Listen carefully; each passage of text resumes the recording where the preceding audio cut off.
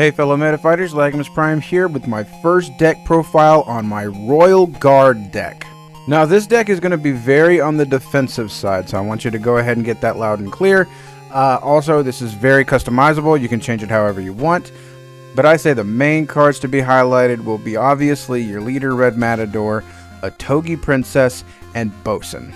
But the reason why I call this the Royal Guard deck is because you're pretty much defending a Togi until she can charge up and be able to hit the opponent multiple times at the start of your action phase. But enough wasting time, let's go ahead and get started with the deck profile. But I will have the full deck list at the end of the video, so if you want to skip this part, feel free. But anyway, let's get to it. So when creating your deck, the first thing you'll need is your leader, which is Red Matador and his signature right and left arm. So with Red Matador, his main effect for 4 energy is you gain guard, and then not only do you gain guard, you gain a small little like shield / barrier thing around him that will negate any sort of damage once. And I did find out if it does get cross attacked, then it will negate the entire damage, because when you cross attack, it's still considered like one attack, not multiple.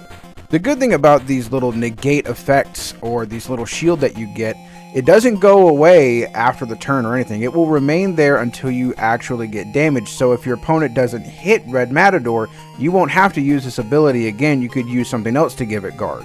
But it is fragile though, so literally anything that touches it will get rid of that shield. So your opponent could use a tactical card, or they could send out like a 2000 attack Medabot and hit it and just get rid of it, and then you're pretty much open to attacks. But that's kind of the whole point. You want that aggro directed towards Red Matador, so that way a Togi Princess will be protected. Now his left arm is almost similar. It only costs 2 energy and it's guard 2000. It doesn't give the barrier, but what it does is it will give him guard, but when he gets attacked he will gain 2000 power, and then after the attack he will lose the 2000 power. You will see this effect on a lot of the defensive type Medabots or defensive cards, so be prepared for that, and I'll just say this is guard 2000 so I won't have to explain it all the time. But still, it's another way to cheaply give him guard without having to use that 4 energy, because it will come in handy, especially whenever you use Bosun's ability. Now as for his right arm, it will just give you a simple 1000 power and 1 tactical stock for the defense type. But sticking with the arm themes, I'm going to show you some alternatives that you can use with him that come in really handy against various types of decks. Now as a reminder before we go on, you can have up to 4 extra arm parts in the deck. And it doesn't have to be 2 and 2. You can have 4 extra left arms or 4 extra right arms or 3 right, 1 left. It's up to you whenever you make a deck.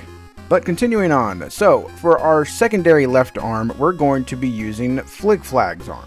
This arm, in my opinion, is very, very important to this deck, or at least if you want to go against fighting type decks.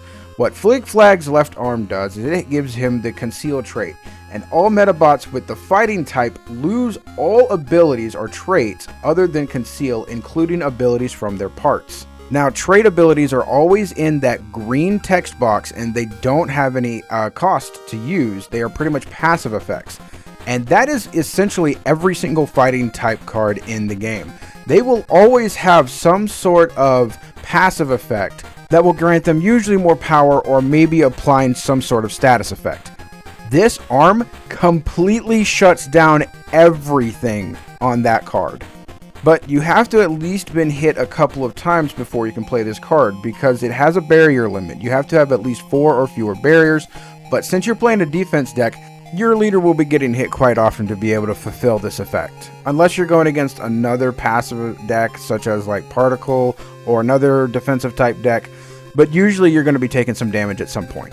Now for the secondary right arm, it is another 4 barrier. It will only give you 1000 power, but it will give you a defensive tactical stock and a recovery tactical stock, and you will need that because you will be running some recovery type tactical cards. And the extra defensive type tactical stock will also come in handy because you will be needing some of these tactical stocks. You won't be needing very many, but having it there in case will be very beneficial to you. Now on to the secondary part of arms that I would recommend.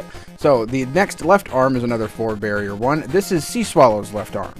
And its effect is for 4 energy you gain guard and counter. Unfortunately though, the damage from counter is reduced by 2000 and the target becomes the leader. Now, what counter normally does is when the Medabot gets hit with pretty much any sort of damage, I believe, it will randomly choose a Medabot on the other side and deal the exact same damage. But as I said though, here it will target the leader instead and reduce it by 2,000. This effect has only happened maybe once or twice for me, but still it is nice to at least maybe prevent the opponent from wanting to hit you with effects or abilities or anything like that. But still, it will reduce it by 2,000, so if you get hit with like aim shot or something and it's doing the exact damage as your leader's power, then you'll just be hitting their leader for less damage. It's the best I could really find, but I'm pretty sure there's more out there, especially like with these alternatives that I'm going to show you in just a minute. But as for the secondary right arm that I use, this one is a 2 barrier limit card, but the reason why is because this card will give you 2 defense tactical stock instead of 1 and only 1,000 extra power. You'll need those stocks for some of these tactical cards because sometimes you won't have Medabots on the field that will give you these tactical stock. So having this as a backup plan to get those tactical stocks will come in handy. Now my alternative suggestions here could be another left arm called from Barbabaloo. I'm not sure how to pronounce it, Barbaloo. Either way, it'll give you this effect for 4 energy. You'll gain guard once again, but what this does is it kind of counters shooting type decks. So when you gain this ability, not only will you gain guard, when your leader will take damage from an ability such as aim shot, you choose one opponent support Medabot with the shooting type deck and return it to their deck. So you're essentially taking a Medabot from their side if you get hit with an ability that is at least a shooting type, and you send it back from where it came from. I will admit that I've had very little success with this in the past, but it is an alternative to counter shooting type decks if you want. But there's a lot more ability-based stuff that's not just shooting that can happen. So, like I said, this doesn't really come in handy that much, and they can just hit you normally and not have to worry about that effect at all. As for a right arm alternative, there is always Beastmaster's Arm. It is a 2 barrier limit card. It will give you 1 shooting tactical stock. You don't really need to worry about that. But what you want it for is the plus 2,000 power that it gives you. This can really come in handy because you'll be going from 6,000 to 7,000, and so your opponent won't be able to just hit you with random abilities. They'll have to at least boost their damage somehow, because there are a few decks that will just use aim shot repeatedly and hit you for 1,000 or 6,000 over and over and over again. But this will kind of negate that. Not only that, if you use some of the previous effects that will give you a bonus if you get attacked, like Guard 2,000, then you'll go from 7 to 9, and it'll be even harder for them to hit you. And one final recommendation I could say, or an alternative, is a Brunhilde's left arm, which is a 2 barrier card. It is essentially guard 4,000. Instead of gaining 2,000, if you get attacked, you'll gain 4,000. So it's another way to stay alive. But the reason why I don't use this one is because it's a 2 barrier limit card. I already have so many barrier limit cards on the character itself, so I don't want to be having to stay at that low barrier that often. Plus, not to mention, if you don't have a part that you can put into play because your barrier is not low enough, then you'll be stuck without an arm and you'll just be taking straight barrier damage. You won't have the choice in the matter. But let's go ahead and move on to the meat and potatoes of the deck. So our first card that we're going to be looking at is a Togi Princess. And don't worry, I won't be going through every single individual card. I'm just highlighting the ones that are the main focus point of the deck. But anyway, this is what you are going to be guarding. That's the reason why this deck is called Royal Guard. You are trying to protect a Togi Princess until she can reach 10,000 power. She is a recovery type Medabot. It costs 6 energy to attack with, but you will never be attacking with her until pretty much the late game. Starts with 6,000 power, takes 2 cards to discard in order to rapidly cool. For 10 energy, she can revive something from the trash that has 6 or more charge, or that is the energy or your attack cost energy. To be honest, in this deck, you're never going to be using that effect. What you're looking for is the trait ability. What she has is Conserve, which increases this Medabot's power by 2,000. What does Conserve do? If the Medabot never overheats on your turn, at the end of the turn it will activate this effect. So at the end of the turn she will get 2,000 power. Now while that is all fine and dandy, what you're also trying to achieve here is the Threshold ability. Threshold 10,000. When she reaches 10,000 power at the start of your action phase, you deal 10,000 damage to the opponent's leader twice. And once she reaches that 10,000 power mark, it will be very difficult for the opponent to actually get rid of this card, because usually tactical cards go up to about 8,000, and some abilities or power cannot be reached that high unless they cross attack or use multiple abilities with multiple energy to try to achieve this. But that's where you come in with all these other cards that will give you guard, protection effects, and try to keep her alive as much as possible. While at the start of your action phase, you'll just be dealing 10,000 damage to your opponent 2 times without having to do anything at all. She also gives you 2 recovery tactical stock, but that doesn't really matter too much. You're not going to be using too many tactical cards that are recovery. It's usually just going to be defensive ones. And with these main cards, you'll definitely want to be running 3 in the deck. Reminder that you can only run 3 copies of 1 card in your deck. Now moving on to the next highlighted card, this is Bosun. You'll run 3 of these. He is a dual type defense and fighting type, although the fighting type will not matter in this case. It takes 8 energy to attack with him. He has 8,000 base power, and it takes 2 cards to rapidly cool him. They'll give you 1 tactical defense stock. He is also a meta change Medabot, but you will not have to worry about that at all. That's not what you're trying to accomplish here. What you want is just his 8 cost ability. So for 8 energy, you activate his effect called High Provoke. This Medabot negates damage once, so he gets that little shield. It does not stack, but until the start of your next turn, he gains Super Guard, the only Medabot in this game with such an ability. For now anyway, at least. So what Super Guard does, it is one of the most powerful guard effects in the game. Your opponent cannot target anything on your field unless it is Bosun. That means attacking, activating abilities, tactical cards, they can't target anything except for him first. So this is why he is highlighted in the deck, because usually if you want to get past guard, you activate aim shot or use tactical cards. So Otogi Princess, when she's first out there waiting to get powered up, is very vulnerable to getting cross-attacked, very vulnerable to tactical cards, or even abilities. So Bosun here is pretty much to protect her from those other alternative things besides attacking. Another alternative to protect from these effects is Fermion. You're pretty much just going to be using him for his ability just like Bosun. What he does is he'll clear your entire board of negative status effects. Not only that, it will give that little shield that protects you from damage once. But he doesn't have guard or anything like that, so you're essentially still vulnerable, but your opponent has to go through some hoops before they can try to hit Otogi Princess. Now, I don't run this card in the deck, but it is an alternative that you could run instead. This is Artemis. It is a barrier limit 3 Medabot, but it has a very, very strong effect that you can activate. For 4 energy, you activate Super Armor. Until the end of your next turn, this Medabot gains guard, and this Medabot cannot take damage from Medabots with abilities, or action abilities, I should say. Now, those are energy costing abilities, or usually in the blue text box. And that's fine and dandy, but it's the second part of the effect that may make your opponent not want to hit Otogi Princess. So when your opponent activates an ability, or the action ability, you deal 8,000 damage to the opponent's leader. I won't lie, this card is the bane of my existence sometimes because a lot of my decks revolve around these. I will be making some that won't be like that soon, but still. Now this really does slow things down a bit, but the reason why I don't play this card is just due to the fact that it has that 3 barrier limit. I'm pretty sure there are ways that you can cheat it out, but usually you want Otogi Princess at the start of the game, not near the mid or the end of the game. But there are ways to sort of quote-unquote cheese the effect of the Otogi Princess out a lot faster. Normally with the Otogi Princess, you would have to wait maybe like 3 or 4 turns before you're actually able to get her effect to start going off. But there are Metafighter cards that can sort of bypass this. And one of those Metafighters being Samantha. And in my honest opinion, I think that Samantha will probably be a staple in a lot of decks going forward. And why, you might ask? Mainly because of her ability.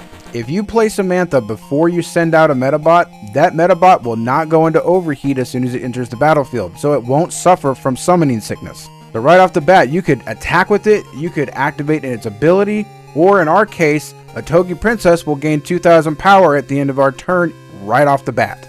So we're already one step ahead of our process to get Otogi Princess to 10,000. Well, our next Metafighter makes it even faster. This is Kagami, and his effect is you give every single recovery type Medabot on your field 2,000 power. Now yes, this only lasts until the end of the turn, but that's all you need for Otogi Princess. If you've played Samantha, then play out to Otogi Princess, on your next turn Otogi will be at 8, and you can play this Metafighter at the start of your turn.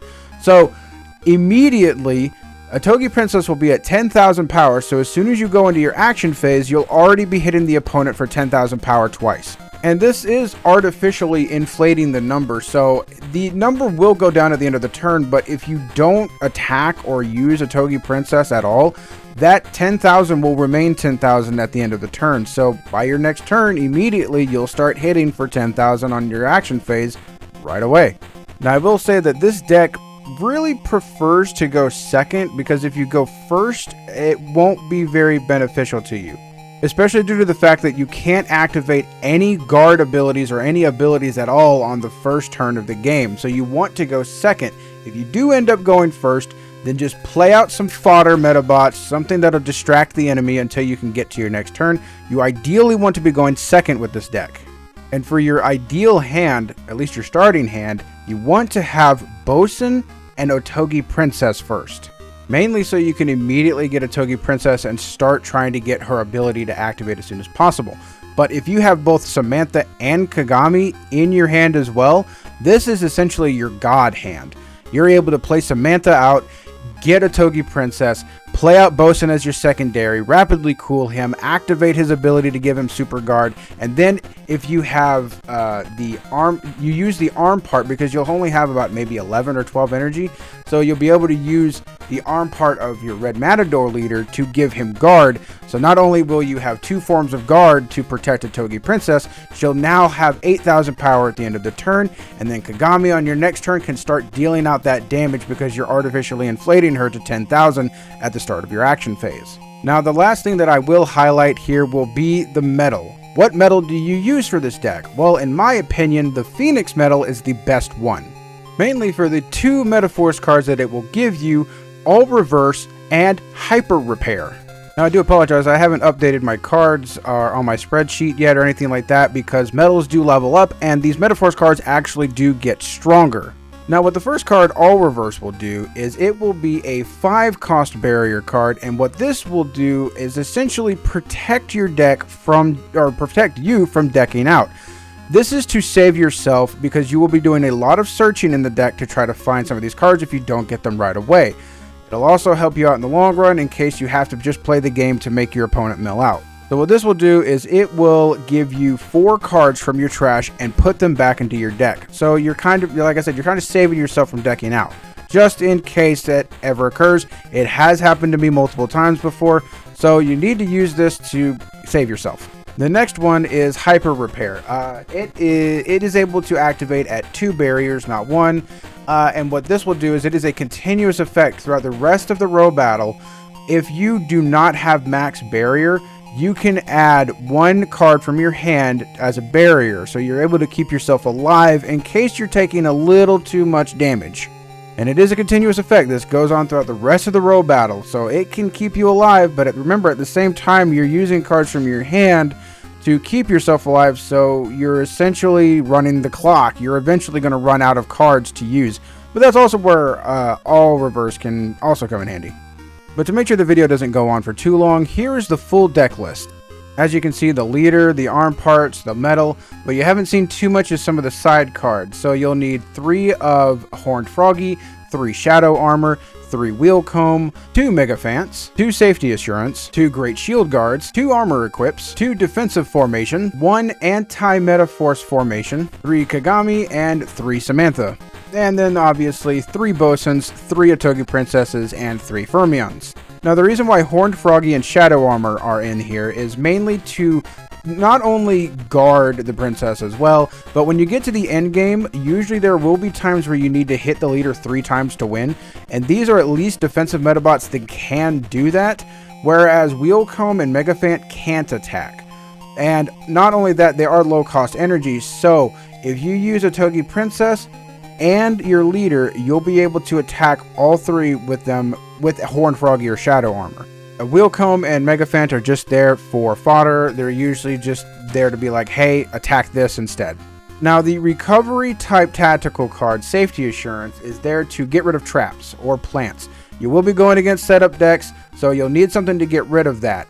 There are plenty of attack traps, tactical traps, all kinds of stuff that can hurt you, so this is one way to get rid of it. As for Great Shield Charge, this is a 8,000 damage to a support Medabot. This gets rid of your opponent's defenders if they have any, or other problematic support Medabots. Armor equipped is pretty much just to give you 1,000 power until the start of your next turn on a defense type Medabot, so this can kind of help you out with maybe not taking as much damage as you would like. Defensive formation is essentially there to give one of your Medabots that has guard until the start of your next turn cannot attack and increase its power by 3,000. So it's another way to inflate numbers on your defenders so that way they won't get hit as hard.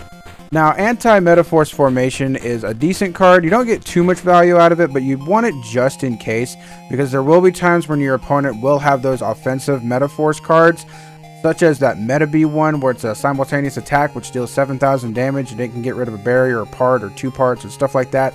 So this is a way to negate that. When you activate it until the start of your next turn, all of your Medabots take 2,000 less damage from Metaforce. But yes, this is my whole deck list right here, and as I said, this isn't set in stone. You can change out a few things here or want, take some of my recommendations. If anything, I could definitely see Beastmaster's arm coming in handy.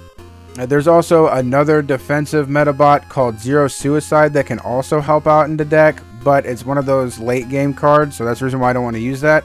You pretty much want to use cards that can help you out as early as possible to protect a Togi Princess.